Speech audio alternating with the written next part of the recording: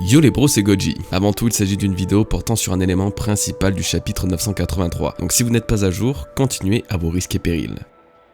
Maintenant que l'apparence de Yamato est révélée, un nouveau monde d'analyse s'offre à nous. Oda s'amusant à dissimuler multitude de références à travers le physique d'un personnage, le fils de Kaido regorge alors de mystères. Ce sera la première partie, posant donc les bases sur ce que l'on sait ou ce que l'on peut déduire de Yamato, pour finir par théoriser sur ce qu'il est ou ce qu'il peut vraiment être. L'une des choses qui marque le plus chez lui à première vue est indéniablement son masque de Oni, lui donnant cet aspect si sauvage et démoniaque. Évidemment, ça sera l'une des principales sources d'hypothèses car ce masque a une très lourde signification. Son véritable nom est le masque d'Anya. Vous le connaissez peut-être si vous suivez les analyses de chapitre One Piece, puisqu'il est déjà apparu dans l'arc de Wano au chapitre 948. C'est Kiku alias Kikunojo qui se sera dévoilé avec ce fameux masque qui lui collait quasiment parfaitement à la peau, contrairement à Yamato. Car l'origine de ce masque vient d'un ancien mythe lié à Anya, une jeune femme tombée dans les tourments de la jalousie et dont l'immense chagrin aurait été apaisé par un démon qui, en échange de son visage, lui offrira l'immortalité. Chaque représentation du masque de Anya est donc intimement liée à la femme, à la jalousie et par-dessus tout à la vengeance. Kikunojo étant une femme dans le corps d'un homme, criant vengeance du terrible destin d'Oden Kozuki, son masque est légitimement porté même si elle ne suit pas la mythologie à la lettre. Oda semble en tout cas bien avoir connaissance de cette histoire puisque dans les derniers chapitres, la mention « malheur aux hommes se liant aux femmes » était inscrite au quartier des plaisirs détenu par Black Maria.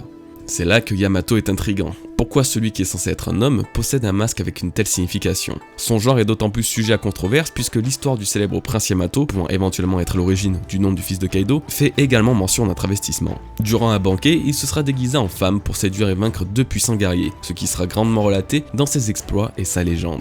Encore une fois, ce sont des éléments pouvant nous faire penser que Yamato n'est peut-être pas un homme, mais une femme. Je vous l'accorde, ça paraît totalement improbable, mais une histoire liée à une femme a donc possiblement sa place autour des mystères de Yamato, peut-être est-ce à cause de sa mère, la femme de Kaido, ou autre. En attendant, ces détails se devaient être relevés. Le masque de Anya cache encore nombre de secrets que nous verrons au fil de la vidéo et des théories, donc pas besoin de toutes les révéler maintenant. Le reste du physique de Yamato mérite cela encore analyse. Ce qui fera grand bruit est la présence du Nio Dasuki, que l'on retrouvait chez Oden mais aussi chez Sentomaru et Iraizo. Cette corde attachée dans le dos est utilisée pour attacher les manches du kimono pour les acteurs du théâtre japonais, expliquant donc ainsi pourquoi cet accessoire vestimentaire revient si souvent dans cet arc de Wano Kuni. Une autre histoire est cachée derrière le Nio Dasuki puisque Nio représente les rois gardiens protégeant les divinités bouddhistes dans leur temple. Ils ont un aspect très bestial et ils ont surtout déjà été représentés dans One Piece à travers Luffy. Comme Oda l'aura dévoilé dans le SBS du tome 79, lors de la création du Gear Force, il a utilisé la symbolique de la puissance d'anciens dieux japonais. La symbolique autour de Yamato est donc de plus en plus grande. Entre gardiens des temples bouddhistes et yokai japonais, l'inspiration de la mythologie et religion asiatique arrive à son paroxysme en cette fin de Wano Kuni.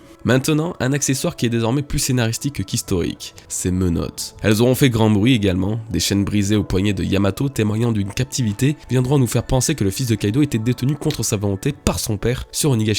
Forcément, s'il était retenu enchaîné, on peut mieux comprendre son désir de fuite. Mais cette fuite a surtout un lien avec Luffy, puisque c'est vers lui qu'il s'est dirigé tout de suite après s'être enfui. Comme nous pouvons le constater dans le panel montrant Kid, Yamato est passé en arrière-plan, courant et pourchassé par les sbires de Kaido. Le timing était donc parfait pour lui et Luffy qui a été sauvé in extremis d'une attaque dévastatrice d'Ultime. L'emplacement de cette fameuse prison où était détenu Yamato doit sans doute être proche de celle de Kid lorsque Kaido l'a récupéré, voire peut-être même être au même endroit. Ce qui fait que Kid a possiblement déjà eu l'occasion de rencontrer Yamato avant d'être transféré dans la prison du Don. Tous ces éléments ont donc activement participé à diverses idées et théories à son sujet, d'où l'intérêt dans cette vidéo d'en répondre à certaines, mais aussi d'en développer d'autres. On m'a tellement harcelé avec celle-ci que je ne pouvais pas passer à côté. Ace et Yamato sont liés. C'est FR Mugiwara qui a posté ce commentaire, mettant en avant que Yamato serait un ami d'Ace tout comme Otama. Il aurait voulu prendre la mer, mais Kaido l'en aurait empêché. À l'image du voyage d'Oden avec Barbe Blanche, Yamato aurait voulu partir avec Ace, lui qui aurait promis de revenir sur Wano pour Otama. Otama et Yamato seraient un palindrome, les deux pouvant se lire à l'envers. Le masque d'Anya aurait deux facettes, la facette démoniaque symbolisant la force et celle du chagrin symbolisant la tristesse, à l'image des visages joyeux et tristes ornant le chapeau d'Ace. Ce sont les grandes lignes résumées sur le lien que pourraient avoir Ace et Yamato. C'est donc une hypothèse totalement intéressante. Oui, deux fils d'empereur peuvent avoir un lien, mais dans le cas de cette théorie, le lien se fait surtout entre Otama et Yamato. Outre la similitude dans les deux prénoms, Otama attendait Ace alors que Yamato attendait Luffy. On en revient donc à la symbolique du dit qui change la vie d'un autre, qui lui-même héritera de cette puissante volonté. Malgré tout, l'hypothèse du lien entre Ace et Yamato est envoûtante et je suis très curieux de savoir comment Oda développerait le background entre ces deux personnages.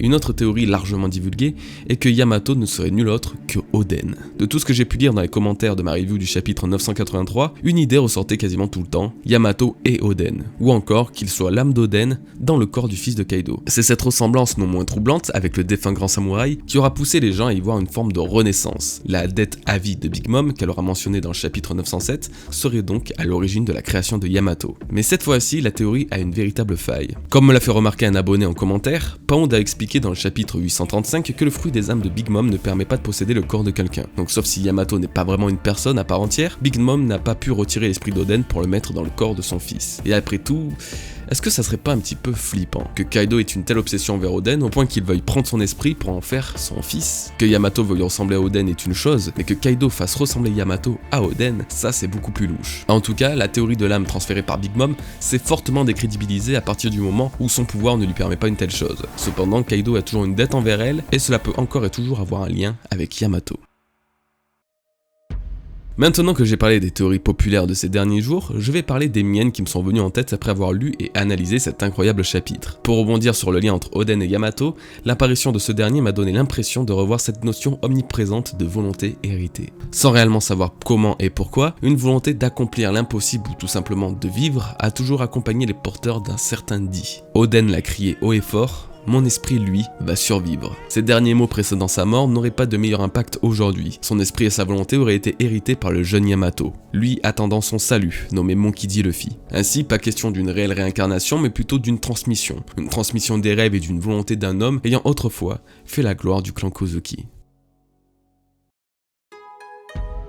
Yamato s'est distingué de par sa puissance écrasante ayant vaincu la Tobiropo Ulti d'un seul coup. À l'image de son père, il a utilisé la technique du Raime Hake, qui n'a encore une fois pas été choisie par hasard par Oda. Il représente le Bagua du tonnerre, une des 8 formes philosophiques fondamentales de la vie de la Chine ancienne, qui symbolise lui-même des forces telles que le tonnerre donc, mais aussi le dragon ou encore le fils aîné. L'utilisation par Kaido représente alors le dragon, tandis que celle de Yamato celui du fils aîné. Mais c'est encore dans les petits détails qu'on y retrouve la plus grande histoire, puisque une fois de plus, le masque d'Anya pourrait nous orienter vers les éventuels véritable pouvoir de Yamato. Je vous en parlais plus tôt.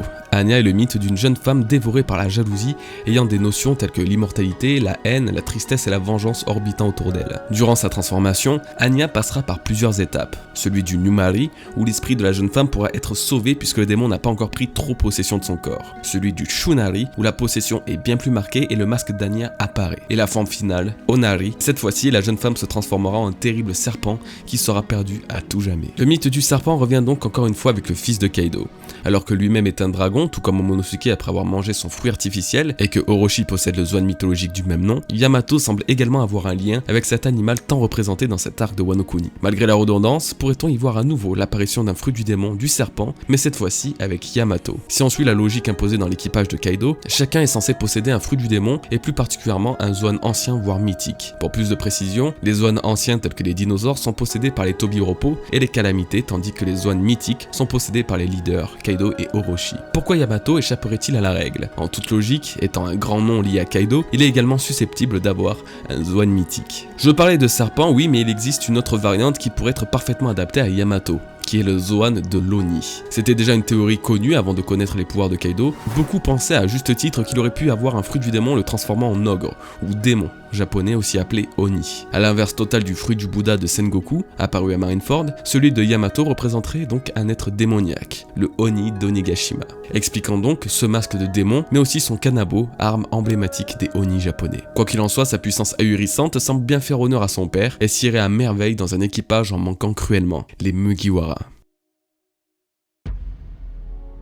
On en vient à la dernière partie. Impossible de ne pas aborder ce sujet suite à cette fin de chapitre. Yamato rejoindra-t-il les Mugi? C'est un rituel, les personnages rencontrés au fil des arcs étant aimés par la communauté et friendly avec Luffy sont toujours de potentiels candidats au titre de Mugiwara. Yamato ne déroge donc pas à la règle, une partie de la communauté veut désormais le voir rejoindre l'équipage. Après tout, qui aurait imaginé une seule seconde lorsque Jinbei, le grand Shichibukai, a été introduit, qu'il deviendrait un Mugiwara lui-même? Pourquoi pas la même chose pour Yamato désormais? Mais est-ce réellement raisonnable? Forcément, ça apporterait un plus non négligeable sur de nombreux points. Une puissance indiscutable, un personnage propre au pays de Wano et à cet arc en particulier, un character design pour l'instant totalement dans le thème spécial et décalé des Mugiwara, et c'est tout. Pour l'instant, rien n'apporte un point suffisamment crédible à cette théorie. Au contraire, Yamato est arrivé très tard dans l'arc alors que généralement les Mugiwara sont les premiers à être introduits. Sauf si Oda considère Onigashima comme un arc à part entière, rien ne va concrètement dans le sens de ce scénario. Nous sommes en plein cœur d'une guerre et le développement entre Yamato et les Mugiwara risque de ne pas être assez profond pour qu'un lien soit créé. Cependant, je dois bien noter une chose particulièrement intrigante quand on regarde en arrière. On y retrouve un scénario plus ou moins similaire avec Jinbei justement. Le dernier rejoint des Mugiwara fut introduit pour la première fois réellement à Impel Down, aux côtés d'Ace. Jinbei et Yamato étaient donc bel et bien emprisonnés tous les deux. Un garde possédant un Zoan éveillé, soit exactement le thème actuel d'Onigashima, viendra s'en prendre à Jinbei en lui assénant un coup de massue. Oui, cette bête cornue gigantesque utilise un kanabo pour frapper le Shichibukai à l'image de Yamato possédant lui-même cette ancienne arme japonaise. Mais là où la symbolique est d'autant plus grande, Luffy viendra délivrer et fera la rencontre de Jinbei, tout juste avant la grande guerre de Marineford. Sa vie sera sauvée par ce dernier, qui verra plus tard en lui son futur capitaine.